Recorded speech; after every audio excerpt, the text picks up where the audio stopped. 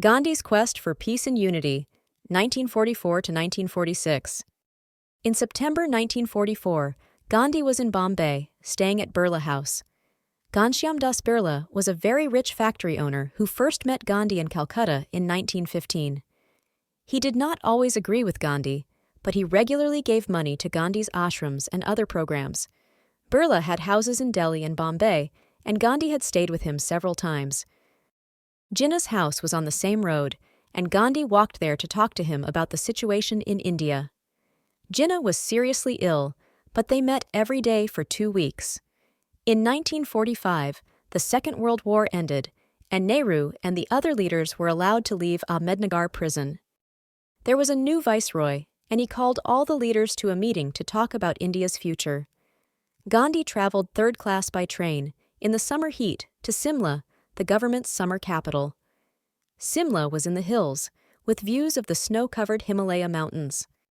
Gandhi, now 75 years old, felt tired and sad, and he wanted the younger leaders to have control. But the meeting in Simla failed. Jinnah would not accept the Muslim Congress leaders, and he even refused to shake Azad's hand. He wanted the Muslim League to have control of all Muslim votes. There was a new British government which promised that Britain would leave India. In March 1946, the British government sent a team to India to plan for an Indian government and to solve the Pakistan problem.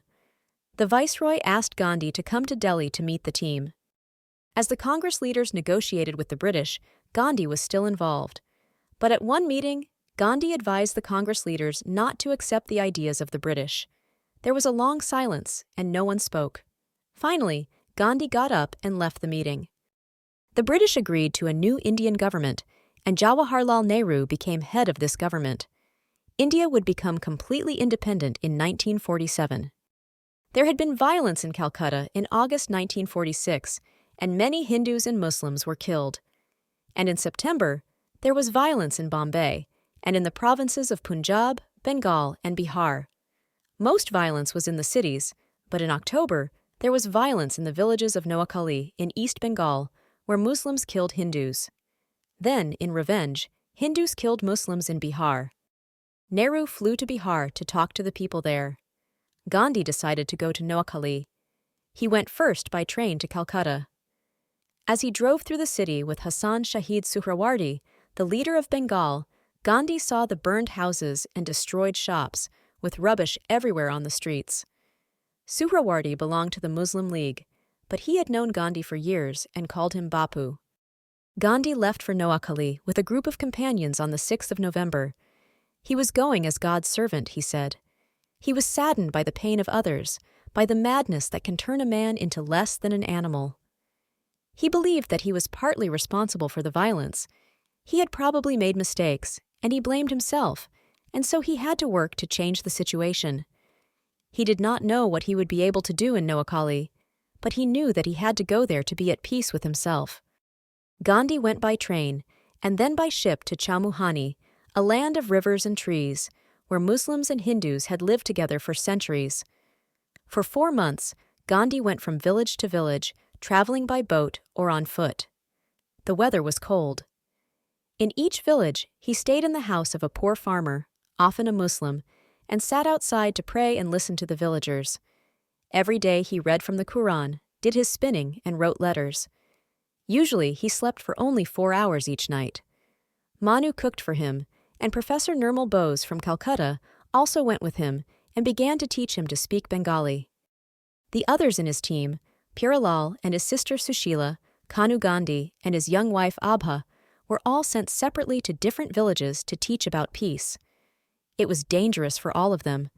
Gandhi knew he could be killed, and he was ready to die. But in all the villages they stayed in, their work resulted in peace. In those 4 months, Gandhi visited 49 villages. Hindus met him with songs, and Muslims were usually friendly, although some did not like him to read from the Quran. In every village, he asked the villagers to promise not to murder others again. He visited women and sick children and met untouchables. He often walked without shoes. His feet were covered with cuts, and he had to walk carefully over narrow wooden bridges. He often sang one of Tagore's songs, Walk Alone, and he repeated the words from the Christian song that he had loved since his days in South Africa, "One step enough for me." Some Indian leaders continued to ask Gandhi for advice while he was in Noakhali. In December, Nehru traveled from Delhi to tell him about the recent meetings in London about Pakistan. In March 1947, Gandhi left Noakhali and traveled to Bihar. Bihar was special to Gandhi because it was the province where he had worked to help the indigo farmers in 1917. The Hindus in Bihar had wanted revenge for the violence in neighboring Noakhali.